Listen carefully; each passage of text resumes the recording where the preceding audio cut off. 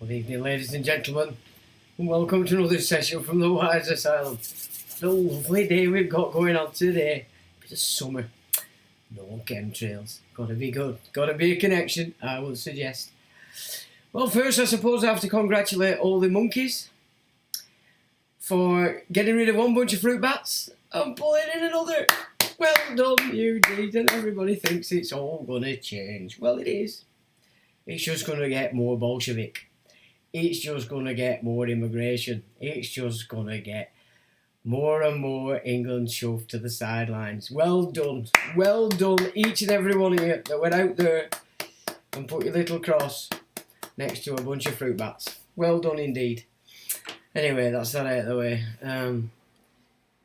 Gee, I don't know. What are we going to do? It's just, people are just so thick.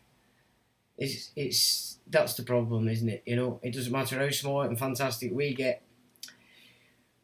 You look out there in La La Land, and 99.9% of the entire population, regardless of what suits they wear, how big their houses are, their cars, their status, etc., they are so retarded, so infantile to believe that this next raft of Privy Council puppets is going to change things for the better. Well, there you go. Anyway, it's beyond belief, innit? It's just beyond belief, but that, unfortunately, is where we're at in La La Land.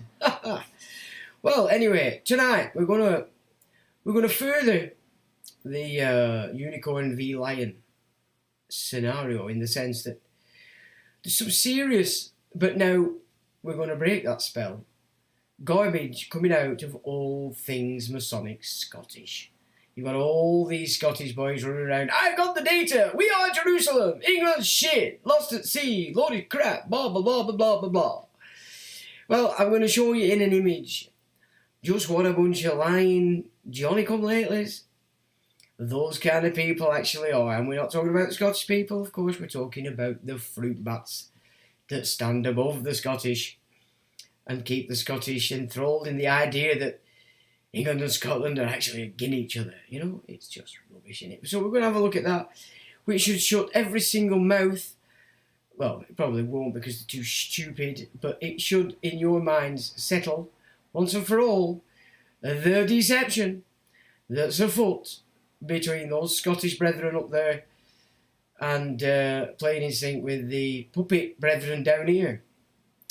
And all the aristocrats that go with it. So that's another pretty interesting spell we're going to break there, and then we're going to look, and we're going to look in depth at the unicorn and the lion symbolism, just to further cement the idea that actually England is the Ephraim Israel, and US is Manasseh, and that's why both those nations have been earmarked for sacrifice to the subcultures. And it's going on, it's happening, you've just got the Bolsheviks in, it's going to speed up something wicked. If you don't start giving a toss about them England boys that are playing football and kicking a bag of wind around, and badly, I presume, because of course I have probably watched about 10 minutes. and that's more than enough for me. But that's not where the England needs your support. It's not what England needs your attention. That's the Roman theatre, the games. No, England, the nation, needs your attention. Anyway, before we get into that, just interesting data and interesting intuitions this week in relation to this Johnny come lately.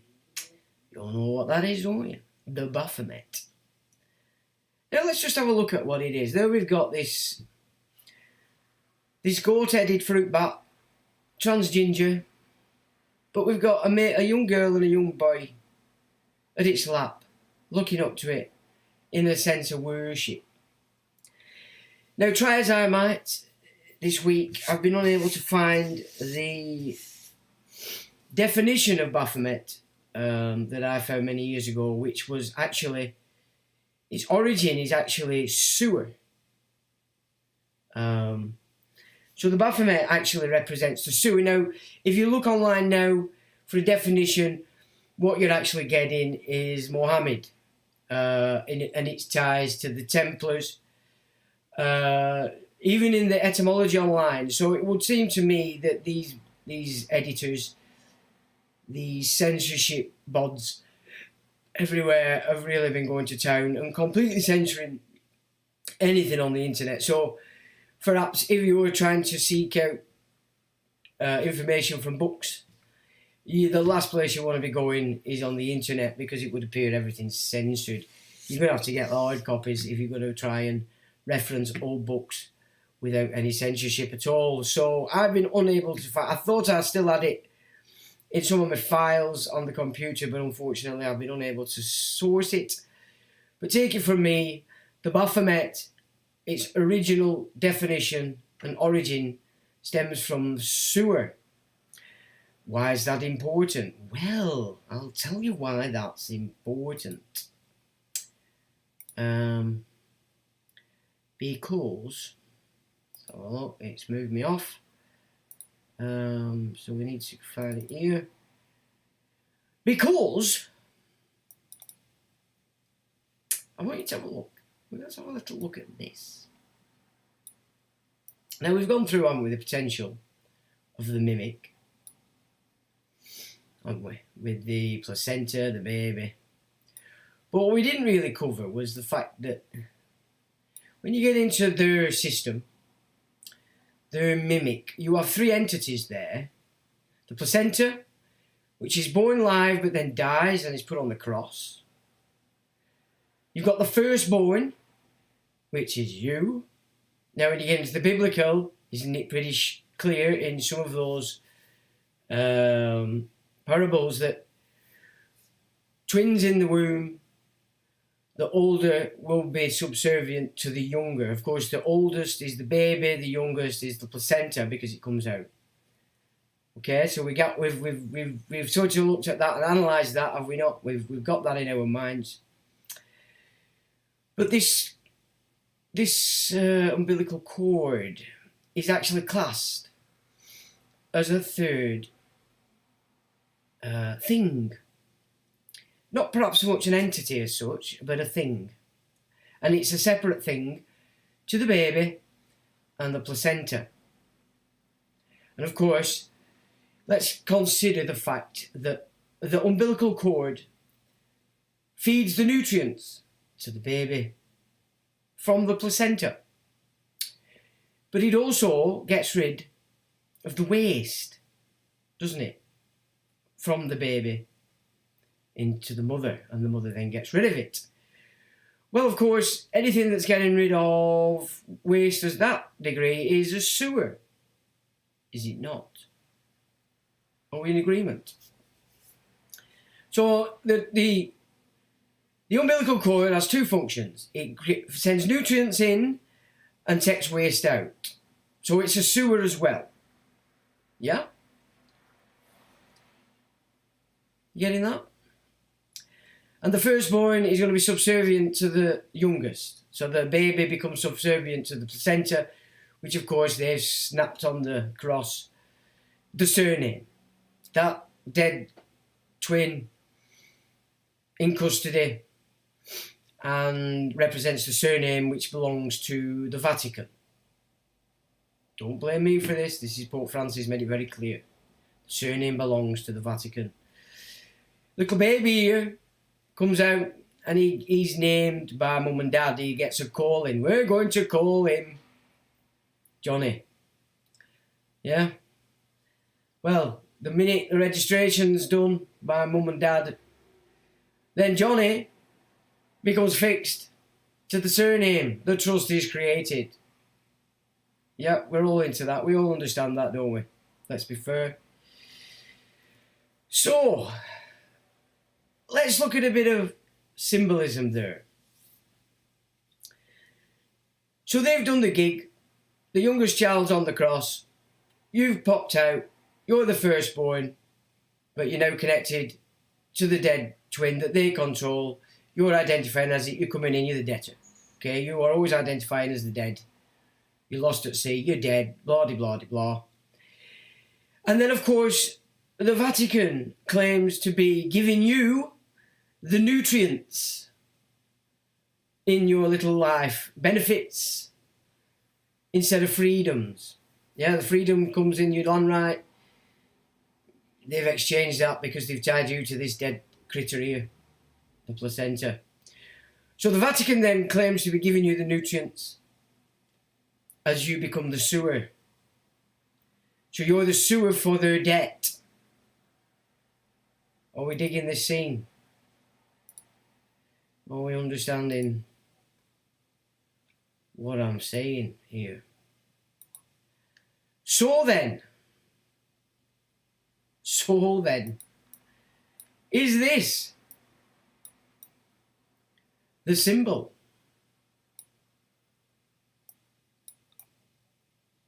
for that very reality?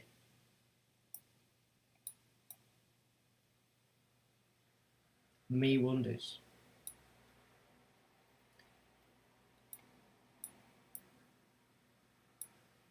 Have they got us all in worship of the Baphomet?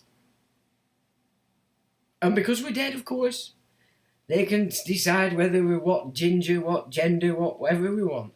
They want to think of us. Because they're supplying the nutrients. And we have become the sewer. And then there's no high trust. There's no high trust that it's already in place. The only nation that's not in it. Well, there's two nations not in it, Israel and England, because the Land Act doesn't end until January.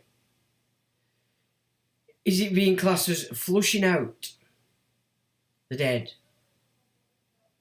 and into the Noahide trust in which all rights, freedoms, liberties, benefits, etc. are forsaken on acquiescence? I think that is getting on to the game somewhat. It's got the Caduceus in there. They can do what they want. Well, we've already had the first horse, haven't we not?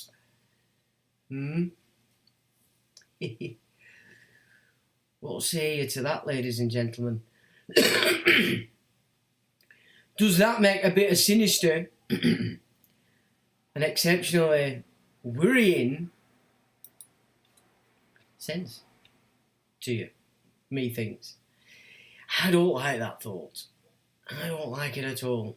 I really don't. I don't like it.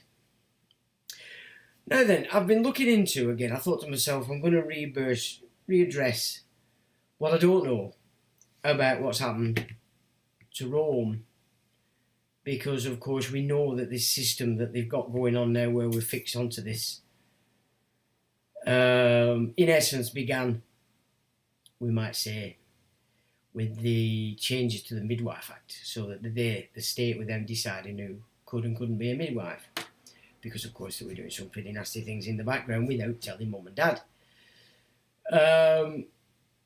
that system was probably already in place, but was it being enacted in the manner that they're doing now? I'm not so sure that it was. Maybe they were just using it because we were born into sin, gave them the right to then govern us until we raised ourselves, or resurrected ourselves, as it were, out of the tomb. But we definitely know what we're concerned with today is the financial aspect to it, the commercial side of it, how they've stolen our estates. And we've looked, haven't we, at the fact that the Bolsheviks claimed to put in 1,100 of their operatives into the Vatican direct. Now remember that the New World Order was handed to the Jews in 1940,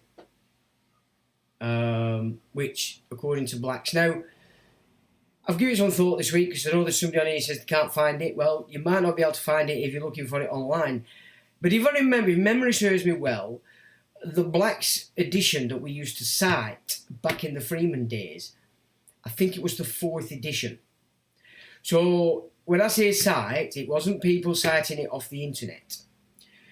It was people have bought the book, the Freeman, they bought it and they were putting images of the 4th edition out everywhere.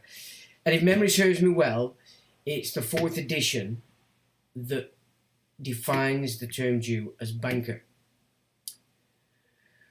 So the Vatican had 1,100 people shoved in. Because we know Pope Pius X, and even Pope Pius XII even, it was still operating the Vatican as it always has been, and that its tools were spiritual, and it didn't shift off the moral stand that it had always held, at least since 1600s, when they had another sort of council gig going on. So that's another demarcation point, 400 years previous, and then whatever happened before the Crusades, during the Crusades, as the Byzantines started to shove the will in, I believe, especially so when the Western Rome did a deal with the Venetians on behalf of Genghis Khan.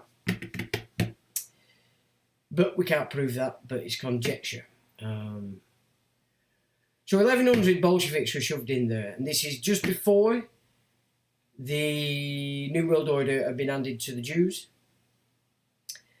Now, we look at that, we've got 1,100 fruit bats in the Vatican system at all different levels. The Jesuits are still there as a power, 30-odd thousand strong. But what people didn't know, and I'd forgotten, is that the Jesuits started to shift from the educators quite a long time ago, and they started getting into other aspects of societal ideologies. So they ceased to become the main educators, which is why Freemasonry started to take in. Like if you go to Stonehurst today, a huge Jesuit college, it's pretty much run by Freemasons in its entirety. So the Jesuits, by definition of their own will, started to move away from the education side and started to act in other means. Now, what also happened, and this is after the 1,100 Bolsheviks have been implanted, is by the end of the 1950s, 10,000 plus of Jesuits had left the Jesuit order completely. And 2/3 of the priests, bishops, had gone as well and got married, a lot of them. So this 1,100 Bolsheviks put in there were instigating this idea, making these people think they were missing something, bringing them more and more in tune with what you might call Church of England vicar, who can get married, have Subarus and do what they want. In fact, there are no rules at Church of England, to be fair. We're not aware of this, so that before it got anywhere near Vatican II, the military side of it, the Jesuits and its power had pretty much destroyed itself, and a big chunk of the old school clergy had left, got married. Now this is another thing that I didn't know, and that is a lot of these Catholics, priests, bishops, whoever that got married got divorced. Obviously it didn't suit them. And John Paul II wouldn't let them back in. So, from the influx of the 1,100 Bolsheviks came a dismantling of the Jesuit power, an influx of Masonic into the education side of things that we classed as Jesuit, and a shitload of the old school clergy left and weren't allowed back in. And this is up to the 50s. So then you get John the 23rd comes in as Pope, and this is where you can see you've got this handing over to the Jews of the New World Order in 1940, the influx of the Bolsheviks, the 1100. They had a plan, and they were working to that plan right from that get-go. So by the time it got to John the 23rd, they had their Pope in.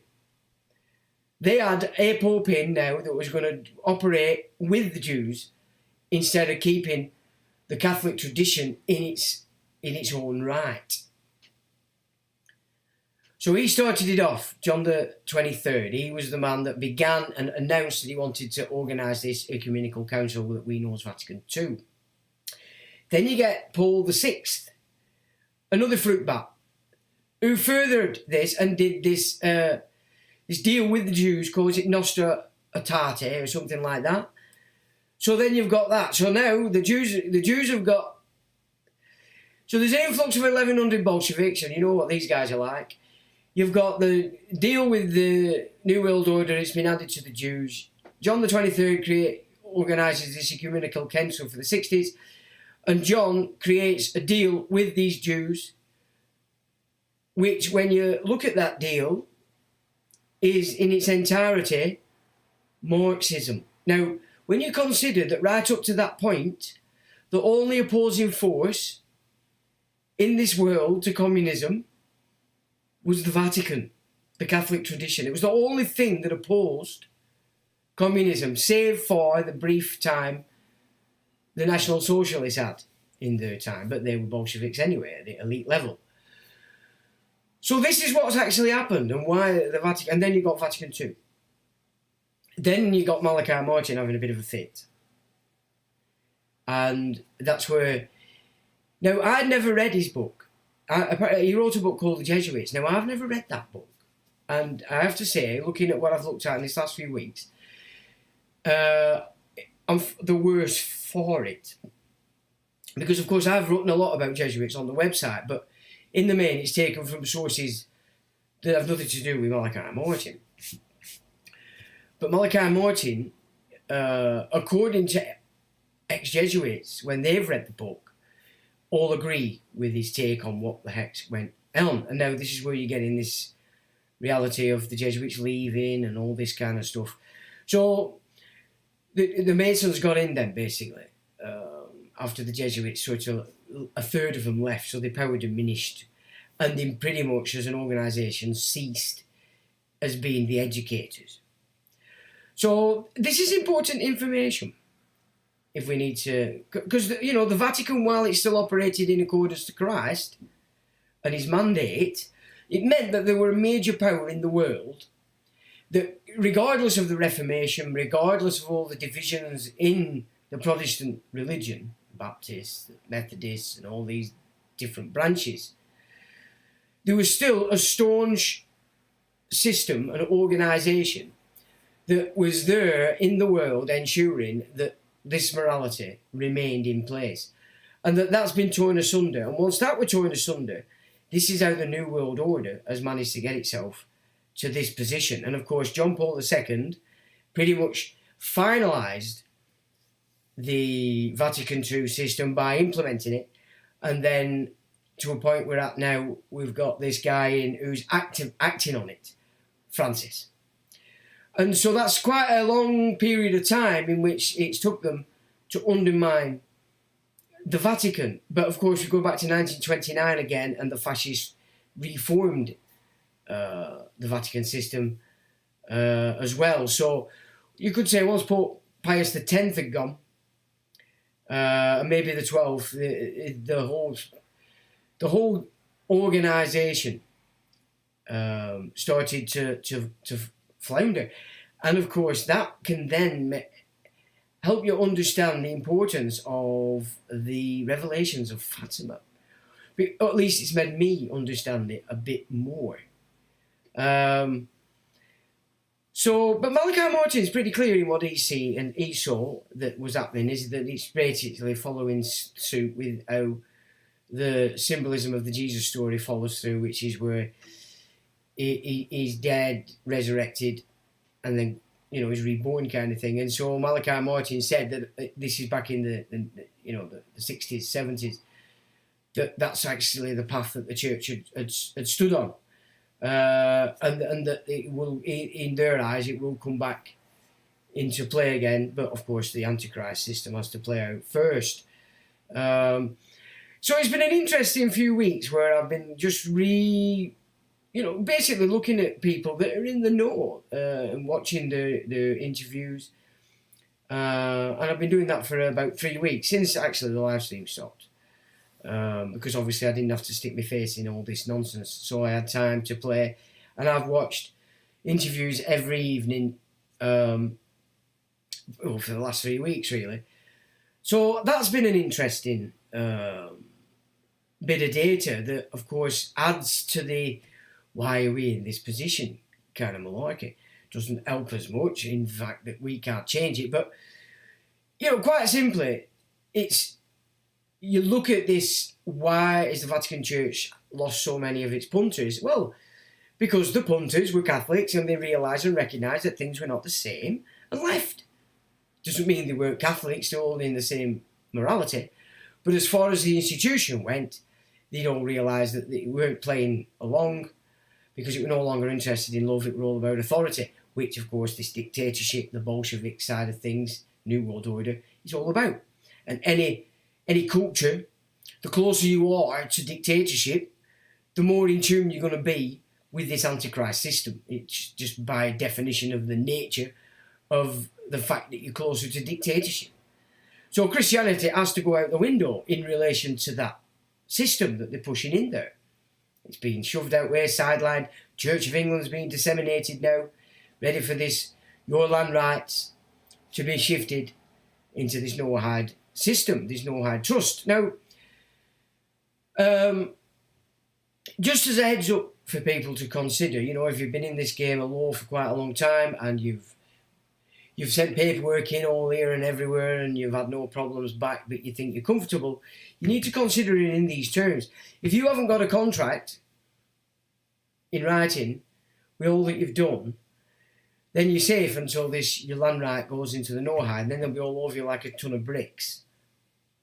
So maybe you need to just consider that you might not be as secure as you think unless you've got solidified contract making it clear you've got your right back, your land right's yours, your property's yours. Because, yeah, you might have rebutted it, but are they in contract with it?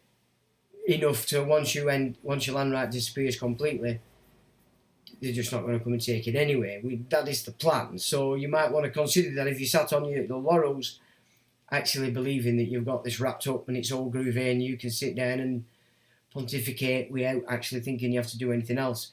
And of course, consider it in the terms that if you're pontificating it and encouraging other people to follow it and saying it's done, then you're leading them down a dangerous path. So you need to consider that, I would suggest, if there's anything about you, in all truth. So, because I've been doing this now with this council tax, and the games these people play are just fucking ridiculous. The infantile isn't the word. Honestly, they are absolutely beyond redemption, these people. They're cursed. And they know it. They know it that they're cursed. So the saga continues. My God. They are sick individuals. This is your grandma. This is your auntie that you've always looked up to, middle class, oh, I'm in the judiciary. They are fucking infants. They are pathetic people. Because they're cursed. They're cursed, and if they didn't know it up until the National Security Act last year, they certainly know it now, because they are trapped in it. And all these new dipsticks that have just been voted in are all going to take an oath to a foreign entity. Why? Because they think that's what you have to do, because they're thick. They're thick. They're in treason. They're thick. It's ridiculous. It really is ridiculous, but that's where we're at, unfortunately. So who's joined us tonight? So we've got Untitled says, hello Sean. Participants, it's always a pleasure to sit at your table and enjoy the food you present to us. Bon appetit. Well, good evening to you, Untitled. Lex said evening. Sean and all, evening to you, Lex. Duke, can't believe it's Sunday again. Evening all, doesn't it come round quick? It's unreal. PY Music's evening all, evening to you, Paul. Michael Jr., howdy Sean, howdy all, howdy to you, Michael. Paul says, good evening, Sean, everyone. Good evening, Paul. Slipknot, alright, Sean, Jackie and everyone. Alright, Slipknot. The recusant vagabond, A up. All A up. Jeff, A up. Michael Jr. says, J.K. Rowling tattoo on the inside of her arm. The Baphomet. Is it really? Well, So them are just insights we've had this week as we've been delving in again to this placenta. Because, it's forget your treasury, forget all your state departments. The ultimate controller of this commercial system is the Vatican. The Vatican. So if you don't set it right there, it's not set right. It is not set right. And if you're resting on your laurels, believing that you're okay, you're fine for 5 more months. And that's your lot. Take that on board, people. Interesting, J.K. Rowling. Well, J.K. Rowling. Now, back in the day, we found Northern Ireland bunch, a guys called the Bogside Boys. Okay? And they had made a claim, quietly of course, nobody knew about it, against J.K. Rowling because she'd stolen their scripts. They wrote the Harry Potter gig. And we made contact with them. It was correct. They were having it. We bloody wrote this, blah, blah, blah. I started to publish this stuff. And then we never heard another thing from the Bogside Boys. So quite obviously, Miss Rowling there had paid them off. And I would suggest substantially paid them off because we couldn't find any sign of them. We couldn't contact them ever again. So that's the Bogside Boys from Northern Ireland who went very quiet all of a sudden. And fair play to them, if they were paid off handsomely and given royalties, no need for them to say another word. It's a private deal and fair play. But that's the gig that happened there with J.K. Rowling. And let nobody tell you different. Mew says hello, Neil. All right. Good evening to you, Mew. Anthony says, evening, Sean and all. Law of entails wastage. Or as you say, bro, sewer. They base all their shit on the truth of the anatomical workings, truth in plain sight, as it were. Yeah, I mean, it's right, isn't it? The symbolism. That's, understand the game. You have to understand the symbolism. Forget the law and all the malarkey, they said. It's just the symbols. Get that? Anthony says, hey up you, what's the crack with the face ache? Oh, what's going on there then? Big E, evening peeps, paid for nothing, go to court, fuck 'em. Can't argue with that, Big E. Good evening to you, mate. Cos, 973, the handshake and the beard. Good evening, Cos. Time was right for stage left. Have you left the old face ache, Mew? Oh, this is a load of shit, isn't it? Let's be honest. Anthony says, fair play, bro. So he's left us, our Mew. Where are we? I was learning nothing. I have to wait until Sunday for my education. Have you been naughty? Is that what you say? You've been banned, have you? Oh, right, no. You've left. I get it. I'm doing a bit of graft to help a friend, so mostly ears tonight. Based Amy. Good evening all, enjoying this. Can I ask my fellow watchers to hit the thumbs up? Thank you, Based Amy. Yeah, you bums. I've got 1 like. What's going on here? I can see you now. I've got another computer. And I can keep my beady eyes on you. 1 like. And I've been rabbiting on for 37 minutes, Charles. Anyway. Thanks, Based Amy. And good evening to you. I've been busy giving my time to others for free for a few weeks. Different causes, says Mew. Pregnant Wedgie board. Did they get rid of the timestamps? On what? Timestamps? Where are we there? Can you expand on that? Pregnant Weggy Boyd. Recycling Gestapo says, hey, Sean and all in the wide sound, good evening to recycling. Liam Treacy, good evening, Liam. Join me Vicious says, salutations and cheers. Salutations and cheers to thee. Moo says, good morning, afternoon, evening. How do, Sean? How do, Moo? Well, you kept that quiet, Moo. You buggered off the old face ache. I didn't even notice. Miroslav Nicky, sorry mate, I'm getting your name up. Are we at the point of no return? Well, your land rights go into this no hide, you don't have any rights. You give them up. Slaves. Full decapitation on a legal standpoint. So, 5 months. But it's the Vatican. That's where you have to settle this matter. The Vatican. If you've done it halfway, Treasury, blah, blah, blah, that's fine. You've not done it. It's the Vatican. It's the Vaticano that you've got to deal with. Where are we there? New pit, refresh the page, Sean. Oh. Well, I can do that. I can do that. Oh, it says 22. Well done, Mew. Well, I thought they usually just come up live on, mind you. Oh well, I've learnt something there, thanks, Mew. Where are we here? Pregnant Wedgie Boys. On the chat, sorry, been a while since I've been in chat. Used to have timestamps on our comments.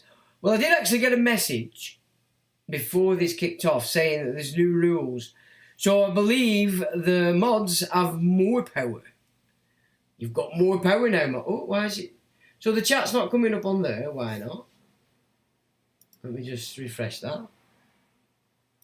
Wait. There's something going on. Ah, there we go. Oh. It's having a fit. Oh, maybe it's just a delay on it. I can see chat on here anyway. So, I don't know what's happening, but it did say YouTube that there's new rules on the old chat. So, more power to the mods. So, do we have our lurker lurking in the background? You've got more power. And so have you, PY. Now, I wonder if I can get it. When it comes up on here, because I'll see what I can do on here myself. Anyway. Base time with you, Sean, was 5 when I asked, now 23. Well done all. Right, yeah, thank you for that. I'm seeing 23. Miroslav Nikic. Thanks, Sean, my brother. You are more than welcome, sir. Right, so let's have a look at some nonsense. We're good at this nonsense. All right. Now I want you to look at that because there's something seriously wrong with that image. If you're to believe all these Scottish fruit bats, and we're not talking about Scottish people, we're talking about Scottish Masonic people that think they know something, are running around saying, Scotland's Jerusalem, we are the Jews, we're the fantastic and amazing in England, you're a sack of shit. Can you tell me what's wrong with that image?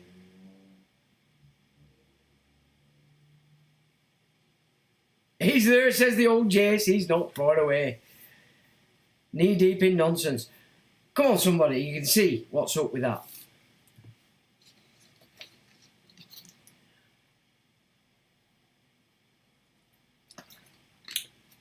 The one on the left is England.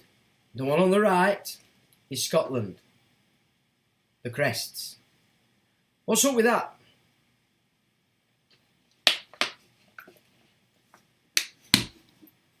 No, you know what we're thinking today?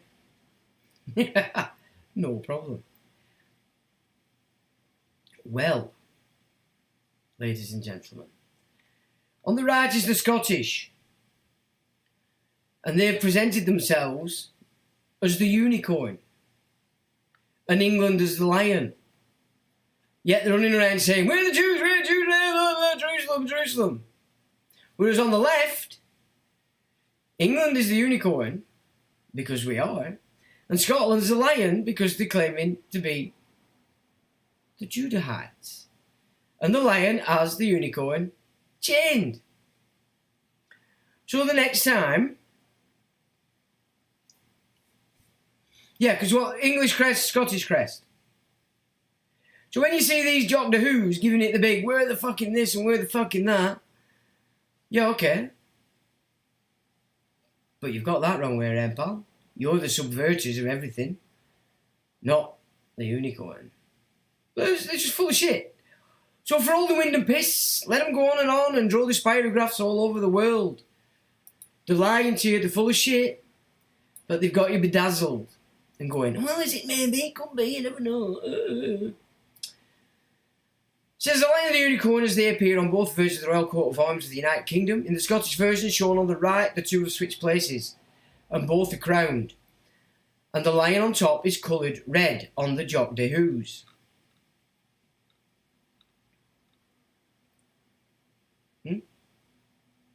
Symbolism, folks. Look, the sceptre and the sword. It's all bullshit. Everything they do is bollocks to hide the fact that the Scottish elites have been running the British Isles since the Civil War. 1649, Office of King abolished here, sovereignty went back to the people, Privy Council were abolished, Office of Monarch were abolished, House of Lords were abolished. And they put Charles II on to just make sure we didn't think we had any power. It says the Royal Coat of Arms of the United Kingdom of Great Britain and Northern Ireland as used by Queen Elizabeth II, 1952-2022, and King Charles III, reigning 2022 to present. In Scotland, right and elsewhere left. Prince's J. The Royal Heraldry of England, 1974 Heraldry.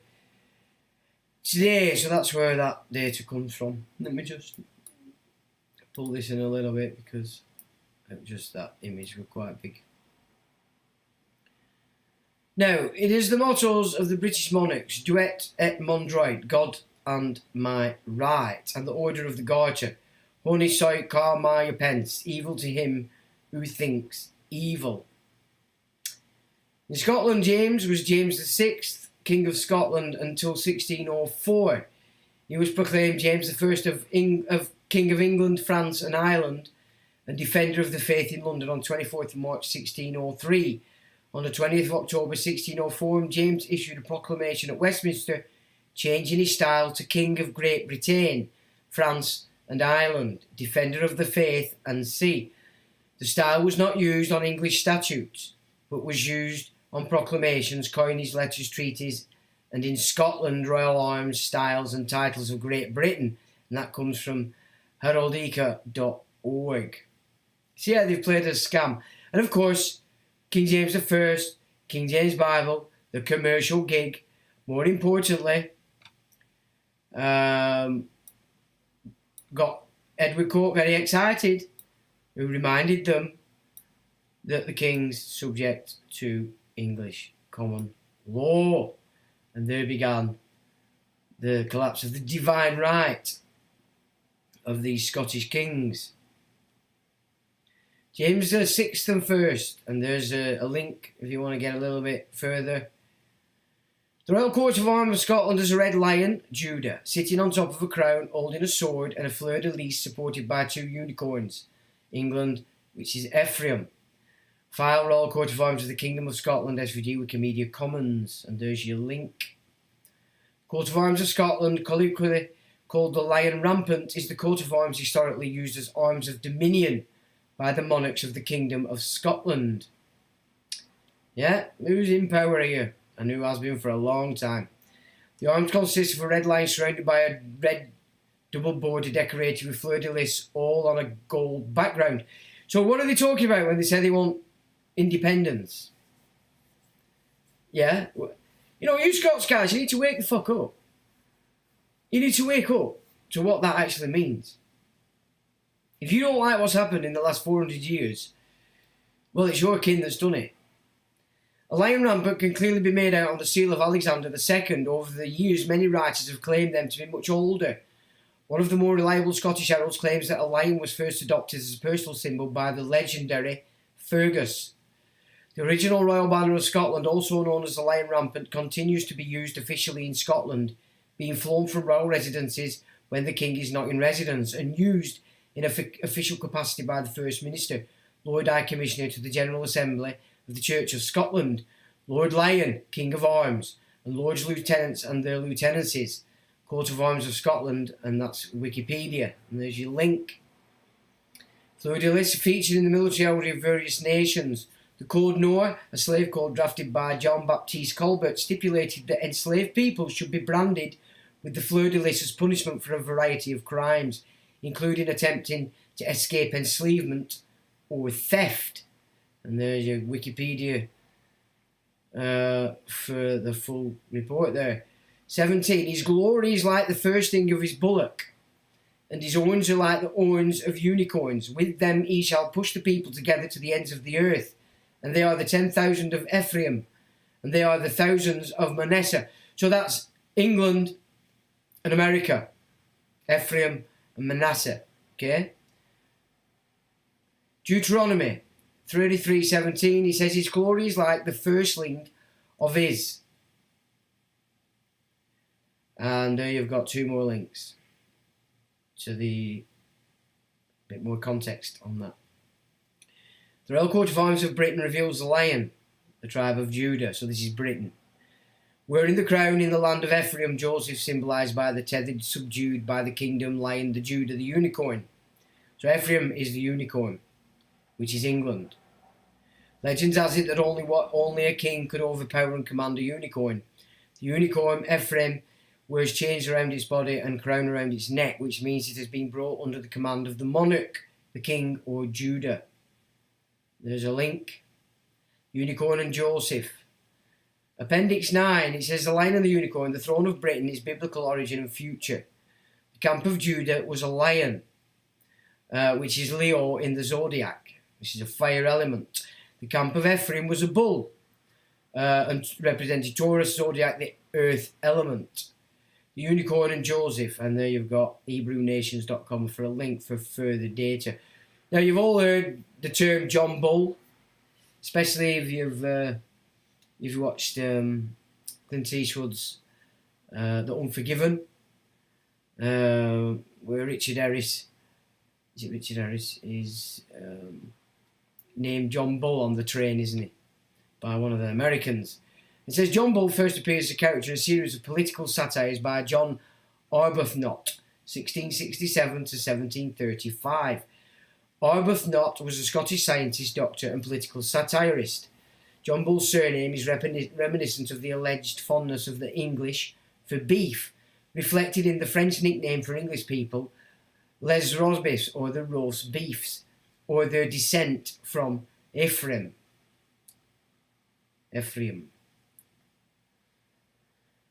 Which is symbolised by the bull and the unicorn. Perhaps the caricature created by a Scot was to ridicule the English and the nation of England. Well, that's all Scotland's ever done. Which it had to, didn't it? And the last thing it wanted with the Scots to realise that all the shit that's gone down in the last 400 years is down to their own elites. And for English to realise that everything that's gone down on England under the Empire has been run from Scotland, because that's where they all live. John Bull, symbol of the English and Englishness, and there's a link.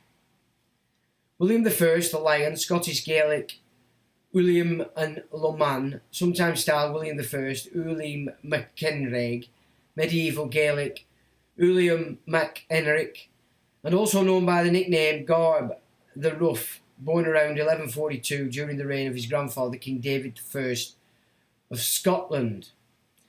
So this guy's 1142, and he's the grandson of King David I, the very chap who pulled in all the aristocracy from Europe, the Venetians, way, way back in the mists of time. So that's who Edward I was fighting. The term lion became attached to him because of the flag or standard, a red lion rampant with a forked tail on a yellow background. This, with the substitution of a double tressure fleur de counter fleury border instead of an orle, went on to become the royal banner of Scotland. There's your link. The lion and the unicorn are symbols of the United Kingdom. They are, properly speaking, heraldic supporters appearing in the full royal coat of arms of the United Kingdom. So the United Kingdom represents the subversion of the unicorn by the lion. The lion Judah stands for England, they say. Ephraim, and the unicorn Ephraim for Scotland. That's how they've written it round. The combination, therefore, dates back to the 1603 accession of James I of England, who was already James VI of Scotland. So in essence, it's telling you that the Britons and the Scots original were classed as Ephraim, and that this takeover through David I and the bloodlines that he allowed in, they're the Judahite bunch. And of course, while the Scots ally with their aristocracy and the English ally with this aristocracy, this schism, this deception plays out without any issue. And then you've got this little ditty here that's says, the lion and the unicorn were fighting for the crown. The lion beat the unicorn all around the town. Some gave them white bread and some gave them brown. Some gave them plum cake and drummed them out of town. And when he had beat him out, he beat him in again. He beat him 3 times over, his power to maintain. Commonly described as an extremely wild woodland creature, a symbol of purity and grace, which would be captured only by a virgin.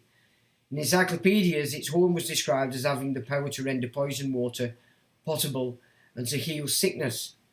Popularised an elaborate allegory in which a unicorn trapped by a maiden representing the Virgin Mary stood for the incarnation. The Archangel Gabriel is shown blowing a horn as sounds chase the unicorn into the Virgin's arms, and a little Christ child descends on rays of light from God the Father. The Council of Trent finally banned this somewhat over-elaborated, if charming depiction, partly on the grounds of the realism, as no one now believed the unicorn to be a real animal. So obviously this unicorn comes back and stems back to the Druids and the Celtic Christianity. So it's the deceptions played out with the lion of the Judahites over the Scots, over the English, in which they managed to slowly but surely shove this unicorn away from its real meaning. So it had connotations to the Israelites, Ephraim, and then Jesus and his mother. So you can understand why Rome didn't want that playing out. In Heraldry, the unicorn is best known as a symbol of Ephraim, England. Scotland, the unicorn Ephraim was believed to be a natural enemy of the lion. So again, the English and the Scottish as people are one, and the enemy, of course, is these royalties. So the Anglo-Saxon side of things, the Venetian side of things that came in over in them early days, again, show themselves to be enemies of the Scots and the English, or the Britons, as we were. Or Trojans, if you go with Wilson and Blackett. A symbol that the English royals had adopted around 100 years before. 2 unicorns supported the royal arms of the King of Scots and the Duke of Rosse, and since the 1707 Union of England and Scotland, the royal arms of the United Kingdom have been supported by a unicorn, Ephraim, along with the English Ephraim, lion, Judah. 2 versions of the royal arms exist that, used in Scotland, gives more emphasis to the Scottish elements, placing the unicorn on the left and giving it a crown, whereas the version used in England and elsewhere gives the English elements more prominence. John Gillam, in his book A Display of Heraldry, has illustrated the unicorn as a symbol of power, honour and respect. Well, the bloodlines don't respect nothing apart from their own egos, so it definitely would still be fitting with the Israelites and Mary and Jesus. Where are we? An animal called the Arim is mentioned in several places in the Hebrew Bible, often as a metaphor representing strength. The allusions to the Arim as a wild, untamable animal of great strength and agility, with mighty horn or horns best fit the aurochs.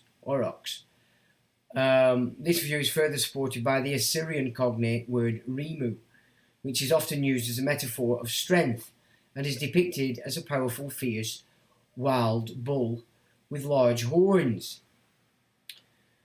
The translators of the authorised King James Version of the Bible, 1611, followed the Greek Septuagint and the Latin Vulgate and employed unicorns to translate reem, providing a recognisable animal that was proverbial for its untamable nature.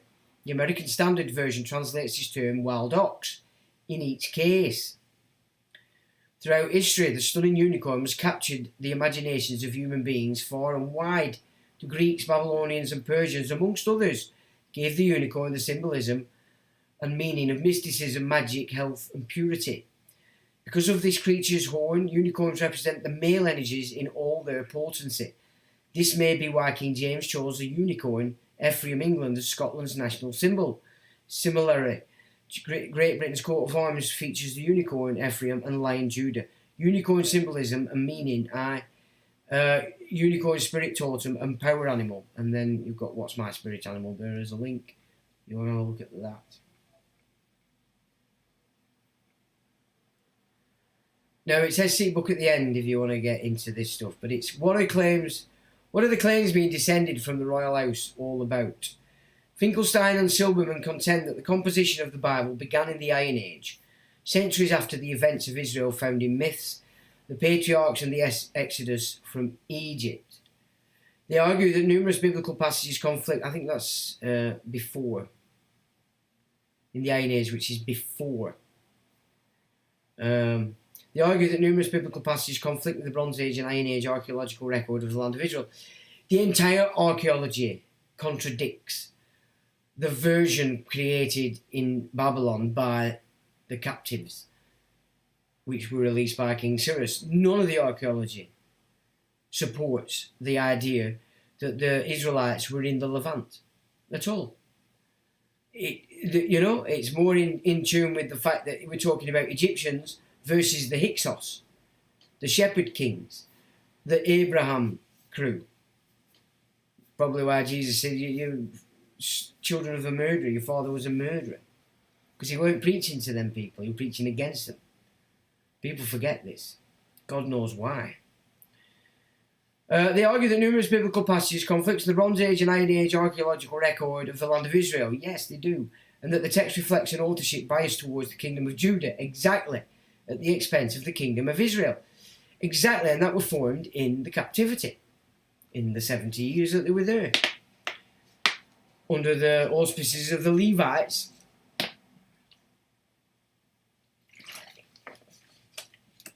And that's what built the Second Temple. The script under King Cyrus. The Mithrian, the Zoroastrian. That's what King Cyrus was, a Zoroastrian. Invited into Babylon to take over by the aristocracy. Just change it all around. And they do this all the time, like King David I did in Scotland. They invite these warlords in. Like England invited William, a soldier. Again, they bring him in. They've got power behind them, you see. The Hebrew Bible depicts the kingdom of Judah as a successor to the United Kingdom of Israel, a term denoting a united monarchy under biblical King Saul, David and Solomon, and covering the territory of Judah and Israel. However, during the 1980s, some biblical scholars began to argue that the archaeological evidence for an extensive kingdom before the late 8th century BCE is too weak, and that the methodology used to obtain that evidence is flawed.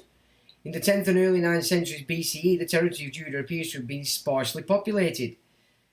Exactly, because it were all going on in Egypt. While it's generally agreed that the stories of David and Solomon in the 10th century BCE tell little about the origins of Judah, currently there is no consensus as to whether Judah developed as a split from a unified kingdom Israel, as the Bible tells, or independently. By 586 BCE, much of Judah had been devastated, and the former kingdom had suffered a steep decline of both its economy and its population. It's now widely agreed among academic scholars that the books of Kings are not accurate portrayal of the religious attitudes in Judah or Israel at the time. It's garbage. I mean, look at it. We looked at the Templars. They built a temple. Back off the Crusade, they built a temple in London, the Inner Temple, and it were in honour of Mary Magdalene. Nothing to do with Solomon, nothing to do with Jewish script at all.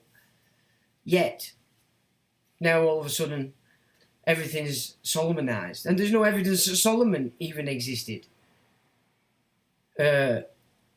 Nimrod could more than likely fit the bill as the data that's afforded to Solomon. But then Nimrod was over there in Sumer, wasn't he? He was part of the Anuna crew. While it's generally agreed that the stories of David and Solomon in the 10th century BCE tell little about the origins of Judah, currently there is no consensus as to whether Judah develops as a split from the United Kingdom of Israel, as the Bible tells us, or independently. Well, the chief rabbi of England, back in the 20th century, made it clear the Jews were never a part of the Israelites, ever. It's a con, and that was the chief rabbi of England, and I think that's on. I think I have that on in the chronology on the Sabotage Zevi page on your website, which I'll put up.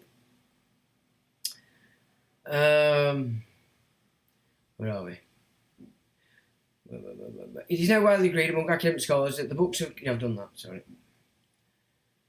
It's significant that the Assyrians never mentioned the kingdom of Judah until the end of the 8th century, when it was an Assyrian vassal. Possibly they never had contact with it, or possibly they regarded it as a vassal of Israel, Samaria, or Aram, or possibly the southern kingdom did not exist during this period, or it was the Hyksos in Egypt.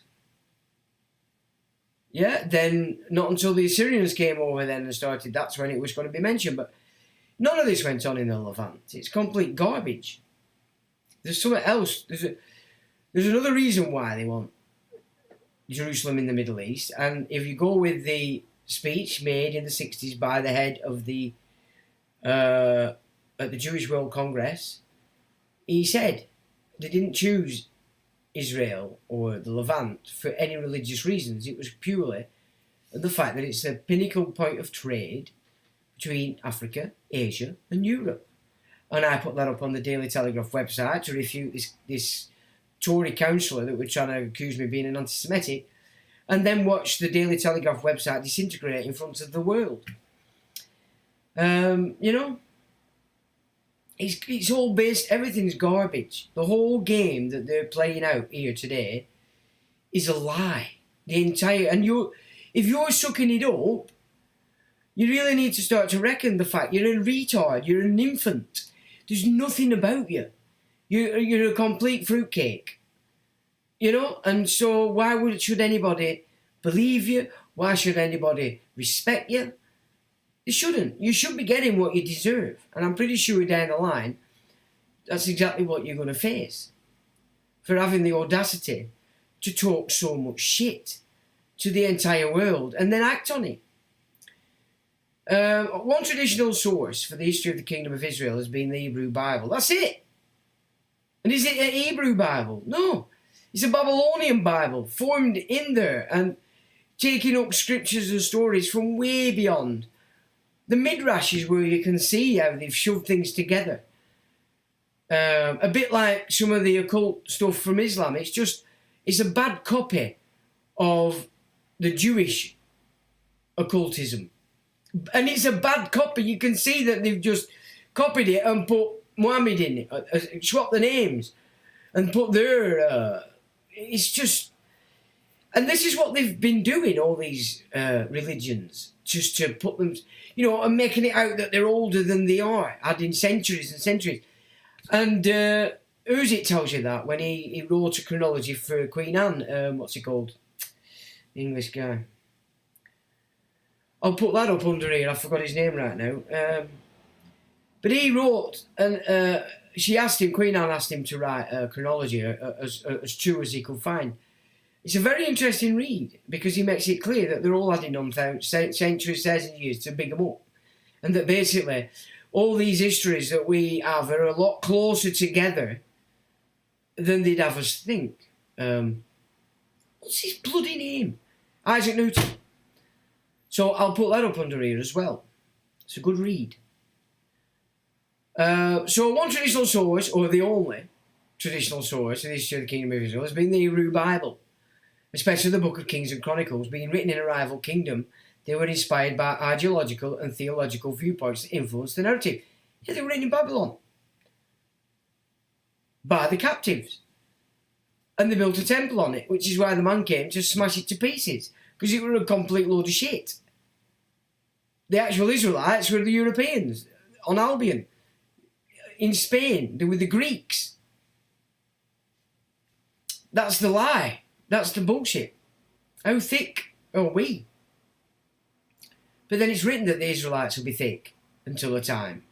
And I think then we'll awaken. So I'm just starting to kick it off. Say, look, wake up. It might take you 100 years yet, you dumbasses. But, one day you're going to wake up and realise you are actually the Israelites and you've been shafted in a major way. Your kids are screwed. Everybody's sucking up to these subcultures like there's something fantastic. It's quite ridiculous. Really. Being written as according to the Hebrew Bible, there existed the United Kingdom of Israel, the United Monarchy, ruled from Jerusalem by David and his son Solomon, after whose death Israel and Judah separated into two kingdoms. Garbage, and garbage. 4 great wars this fought in Egypt. And there's a link if you want to further that nonsense. There is little to suggest that Jerusalem, called by the Bible's David capital, was more than a typical hill country village during the time of David and of Solomon, and Judah remained little more than a sparsely populated rural region until the 8th century BCE, although the Tel Dan Stele seems to confirm that the House of David existed. Yes, seems to. It doesn't. Because it didn't. And clearly validates the biblical description of a figure named David, becoming the founder of the dynasty of Judahite kings in Jerusalem. It says nothing else about him. Well, it won't do, because it's a fable. The world changed for Judah when the kingdom of Israel fell to the Assyrians. Did it? No, they all run off and became the Greeks before the Assyrians completely annihilated Egypt. That's what happened. In 720 BCE, Judah was flooded with refugees. No, the Israelites wouldn't have gone anywhere near Judah. They hated each other, despised each other. There's no way would they have gone as refugees to Judah if you believe the biblical narrative. It wouldn't have happened. Use your common sense. The population of Israel had been 9 times larger than that of Judah. So many small Judean villages suddenly became cities, archaeology evidencing that the population of Jerusalem itself expanded by about 15-fold, turning it from a small hill town into a large city. Hezekiah's actions had given away the gold and silver from the Jerusalem temple, impoverished his state, lost him his own daughters and concubines, and reduced his territory to a small region around Jerusalem, most of the people elsewhere in Judah being deported. Manasseh had brought peace and prosperity back to the country, but because of the Book of Kings bases its narrative on theological prejudice, it condemns him as the most sinful monarch ever to rule Judah, and hails instead Hezekiah as the great king. The Bible on Earth, Archaeology, the new version of ancient Israel and the origin of its sacred text. And that's Neil Asher Silberman and Israel Finkelstein. It's just, this is why they keep Egypt so well guarded and they won't tell you any history that's really going on, because in the archaeology in Egypt, it completely demolishes the narrative that were created in the captivity in Babylon, or, as we know it, the Old Testament. It's a mishmash of nonsense, old tales and stories pulled together to put one tribe above all others. It's about power. Its significance for the biblical version of Israel's past, which mentioned a king of Israel, and possibly a house of David, possibly. See? Possibly. It's all possibly, might be, could be, yeah? The latter reading is accepted by a majority of scholars. But they're not, you mean fruit bats, right? They're all 32nd degree, or as such. They're not scholars, they're fruit bats, fig tellers and liars. Dissenting scholars note the word dividers are employed elsewhere throughout the inscription, and one would expect to find one between bit and bit to the intended reading was the House of David. They contend that reading DWD as David is complicated, since the word can also mean uncle. See how they make it up? It's nearly DWP, that, isn't it? They contend the reading, yeah, they've done that, sorry. A word had rather mean in ancient times than it has today. Beloved or kettle. So King Kettle, they were big on tea. So they must have had trading routes into India. So the House of Tea and the Kettle It's basically the gig that's running the whole world. Lemshe and Athos suggest that Bitwid could be a place name, and Athos that it refers to Jerusalem. Could be, might be, maybe, he said, she said, but nobody knows. By claiming to have killed the son of the king of Jerusalem, rather than the son of the king of the house of the kettle. According to Anson Rainey, the presence or absence of word dividers is normally inconsequential for interpretation. Oh, okay then. Word dividers as well as compound words are used elsewhere in the inscription and generally in West Semitic languages. So it's possible that the phrase was treated as a compound word, combining a personal name with a relational noun, says the Khazars, who are not Semitic. Said the Yiddish. Yeah. So this is the Yiddish telling you what the Semitic languages are saying. Where are we? Mickey Tiuk argues that readings other than House of Kettle are unlikely. Josef Garfinkel has been vocally critical of alternative translations, characterising them as suggestions that now seem ridiculous. The Hebrew should be read not as the House of David, but as a place named Bitwid, in parallel to the well-known place named Ashdod. Other minimalist suggestions included House of Uncle, House of Kettle, and House of Beloved. Uncle Kettle the Beloved. So this is all talking about brewing up. The whole gig is about brews with Indian tea. I've missed that. Francesca Stavrakopoulos states that even if the inscription refers to a house of David, it testifies neither to the historicity of David nor to the existence of a 9th century BCE Judaic kingdom. No, the Ixos. Tell Dan Steele Wikipedia. So there you go. We can have a look at what it is they're using to say, oh, it's real. And Note 33 says, however, though the reference to a king of Israel is fairly secure, the rendering of the phrase Bitwid as House of David is disputed, not least because it occurs without the expected word dividers, which are employed elsewhere throughout the inscription. Athos 2003, page 218, the crux for interpreting the lexeme lies in the fact that there is no word divider between the seemingly two parts.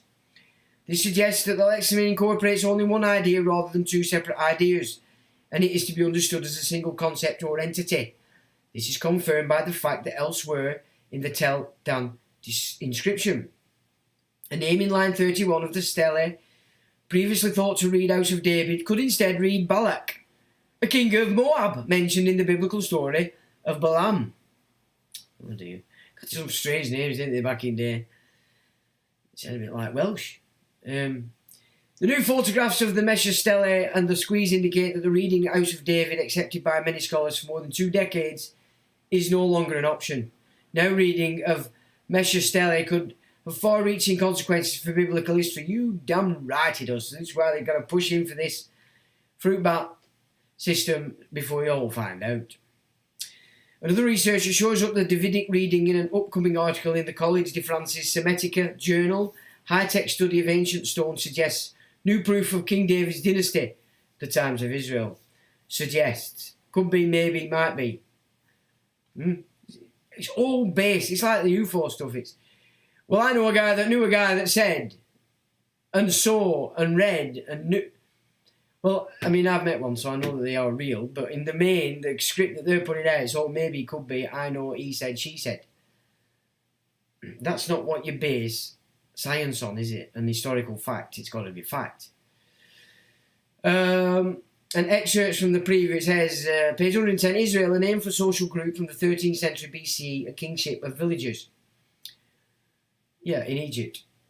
Page 111, social unity, ethnic entity, common language and culture. The 10 northern tribes, early state, originated from a tribal union called Israel. That's Judges. So 10 tribes, remember. We never were 12. There's a lot of rhubarb. 10 tribes. 10. That's it. 10. Early state originated from a tribal union called Israel. Judges. Blah, blah, blah. It's ISIS, Ra, L. It never was Israel as one word. It's Egyptian. And they've stuck it together and everybody's gone, oh, let them kill the Palestinians. Let them murder everybody. Let them take all the money. Especially if you're German. They're giving them money left, right and centre. So where are we now? Judah and Simeon are missing. Israel was territorially limited to the north of Egypt. Biblical narratives, the so-called period of the Judges, failed to provide reliable historical information, a theological construct. Yes.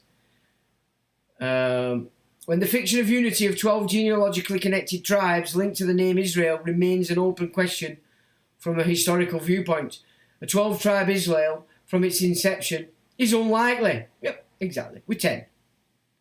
10 because they were mimicking Atlantis, which were 10. 10 priest kings. It's 10, 10, 10.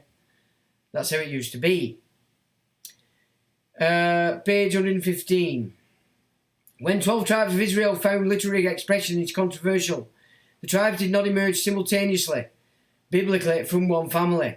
The narrative of the connection between the descendants of Jacob is not historical. The 12-tribe system never existed in such a historical way. Not until they'd gone to Babylon. Early forms of rule under Saul and David, characteristics of chiefdoms, family-based regionally. Limited transitions are gradual. Titles judge and king cannot be equated with the chief of a chiefdom. Transition should not be tied to the title king, used biblically for Saul and David. And that's History of Ancient Israel, Christian Frevel, Google Books, and there's a link. There we go. Now, has biblical prophecy already been fulfilled with the abolition of kingship in 1649? That, of course, is on England after the Civil War. The restored monarchy was a creature of Parliament, an office of the state, created by the state for the state, a symbolic figurehead to give the illusion of continuity. Was the Parliament that created it a valid Parliament, as only the Commons, i.e. the people, were left after March 1649? Did it have any lawful authority? No. Sovereignty came back to the people after 1649. The Privy Council was abolished, the House of Lords were abolished, the office of monarch was abolished. We had the People's Commons, and that were it. That was all that were left. And nothing's changed. So it did actually become, you might say, a form of a republic in 1649. Probably why America wanted to be a republic. It was still copying England. We've had this nonsense shoved over us as to what has actually happened and taken place, and we believed it. So has England already returned to being a republic? England is a crowned republic. David Starkey. Now, some of David Starkey's stuff I've watched sometimes a bit dubious, but he is an historian. He says, state in which supreme or executive power rests in the people via representatives chosen by citizens entitled to vote. 1600, from French République. From Latin, res publica, ablative republica, the common weal, a commonwealth state republic. Literally, res republica, public. Interest the state, from res affer, matter, thing. See publica fem, of publicus, public, republic. Etymology of republic, etymology online.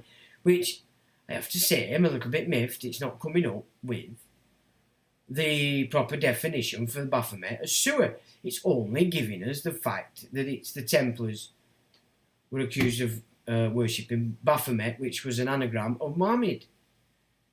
So I don't know. That's all that's coming up now, which is disgusting. It's not good.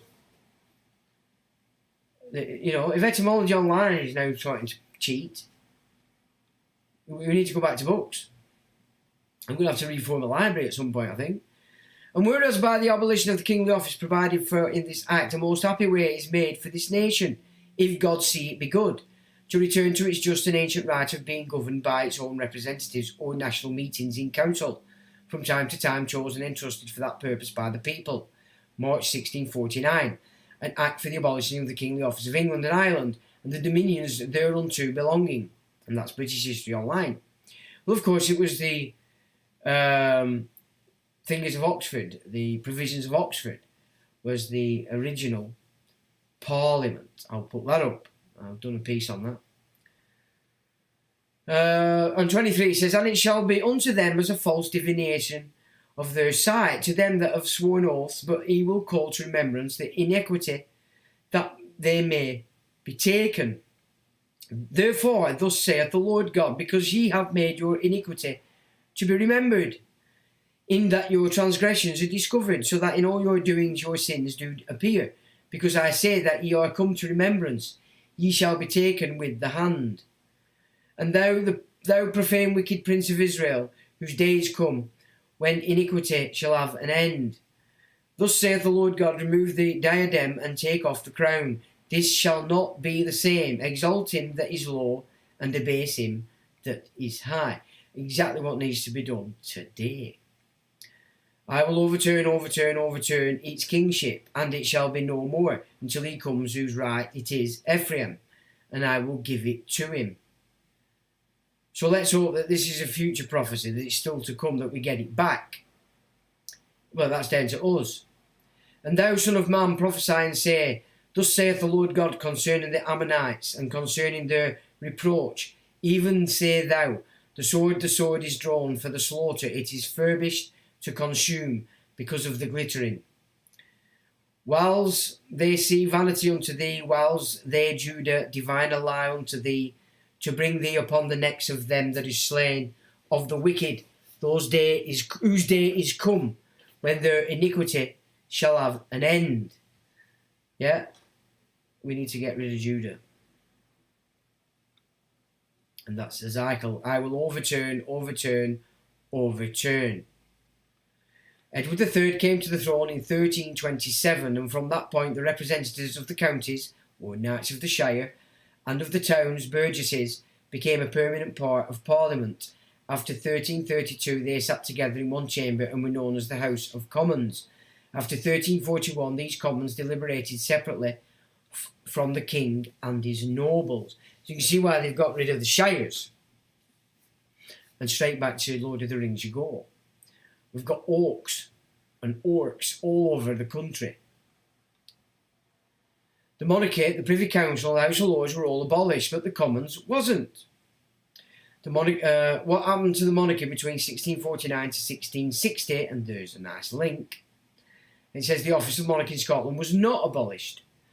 That all the people of England and Ireland and the dominions and territories thereunto belonging, the dominion and territories belonging to the people, which is why America was about the people. They were just taking what were already here. That's been hidden from the Old English, because they're not the brightest on the tree these days. That all the people of England and Ireland and the dominions and territories thereunto belonging, the dominion and territories belonging to the people, of what degree or condition soever, are discharged of all fealty. We owe nothing. Homage and allegiance which is or shall be pretended to be due unto any of the issue and posterity of the said late king, or any claiming under him. Gone, no fealty. We're all on freehold.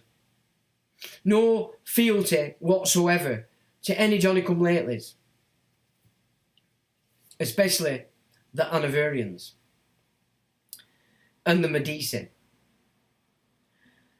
All and every person and persons pretending title from, by, or under him are and be disabled to hold or enjoy the said crown of England and Ireland and other dominions, but not territories, thereunto belonging, or any of them, or to have the name, title, style, or dignity of King or Queen of England and Ireland, Prince of Wales, or any of them, or to have and enjoy the power and dominion of the said kingdoms and dominions, or any of them, or the honours, manors, lands, tenements, possessions, and herediments, belonging or appertaining to the said crown of England and Ireland, and other dominions aforesaid, or to any of them, or to the Principality of Wales, Duchy of Lancaster, or Cornwall, or any or either of them, any law, statute, ordinance, usage, or custom to the contrary hereof, in any wise notwithstanding. Did you get that?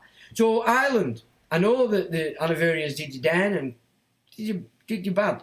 We're England. It wasn't England. We hadn't a monarch. You hadn't a monarch. United States didn't have a monarch. But as soon as they brought in the Germans or the Hanoverians, we all got shafted. Because really, they were actually the kings of France, more importantly. March 1649, an act for the abolition of the kingdoms of England and Ireland and the dominions thereunto belonging, British History Online. So there you get that.